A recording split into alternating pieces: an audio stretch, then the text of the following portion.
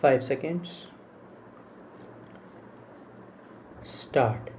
May I, Madam, draw the attention of the Honorable Minister to an important committee set up by the Government of India in 1958 under the chairmanship of Mr. Neoji, who was asked to inquire into the various problems of railway road coordination.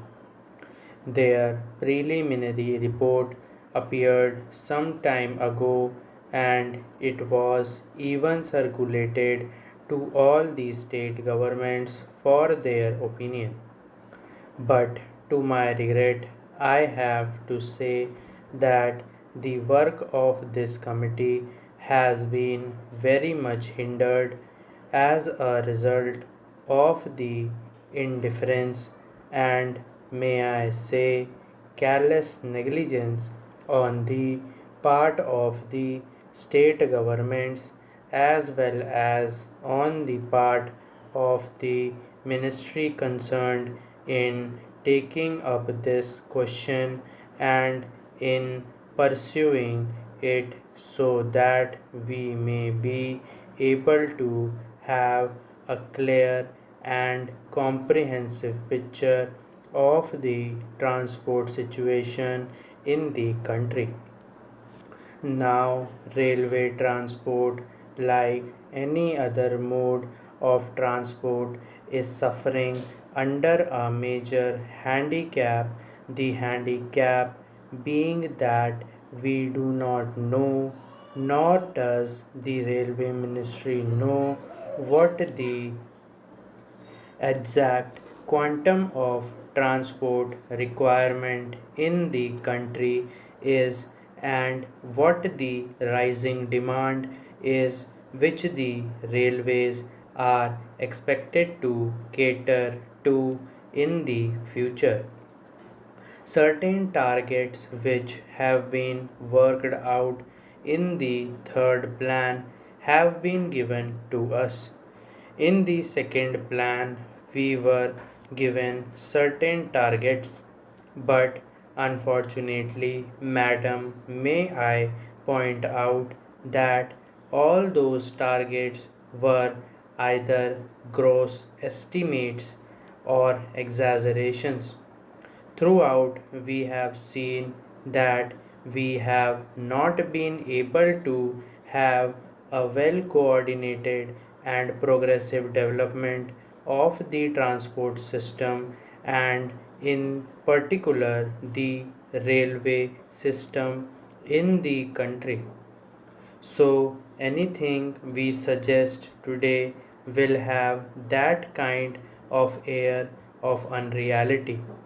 Without knowing fully or adequately what exactly the transport needs in the country are, we are not in a position to discuss or dilate upon the problems of the railways or the transport itself.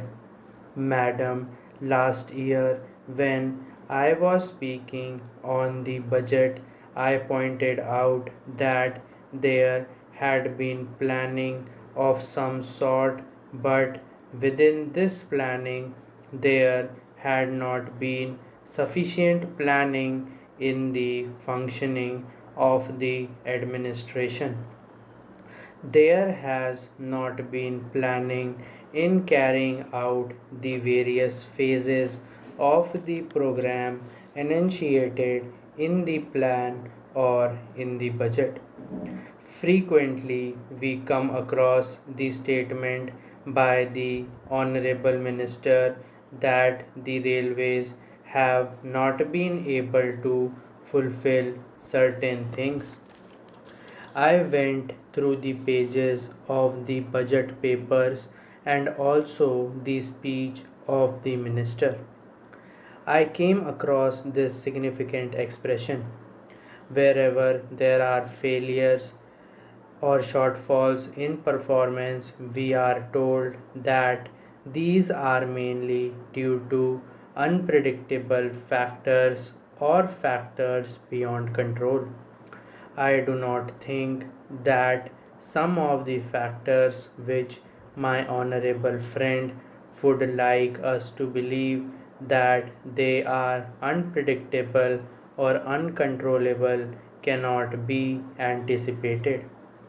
For instance, I may draw the attention of the Honorable Minister to one important fact, that is, we have been supplying since some time past empty haulage for a long distance to collieries, to steel factories, and so on.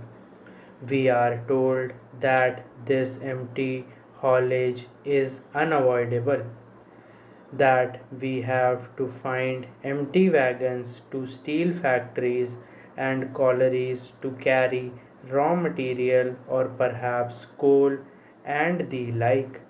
So, for a distance, we find wagons going empty, but if there had been a research cell, an organization in the ministry to find out ways and means of utilizing these wagons fruitfully by avoiding bottlenecks in between, we could have solved the transport difficulty to a certain extent. I do not want to be told by the minister that this is a physical impossibility. Even in the advanced countries of the world, every movement of wagon, coach, and engine is planned before it is put into operation.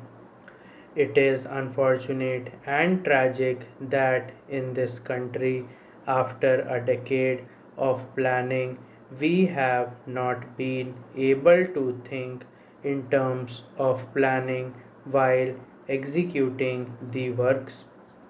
Now, in regard to some of the general problems of the railways, I would say first of all that the rise in demand is so great that we have to be prepared to provide not only adequate but also effective transport facilities to our people.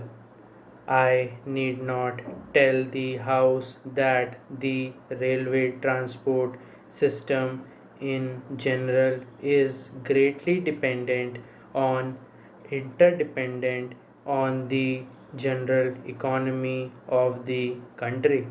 But during the last one decade, there has been one significant factor that has to be appreciated, that is, the demand for transport is increasing at a faster rate than the rise in the national income or the rise in production in any sector or in any industry.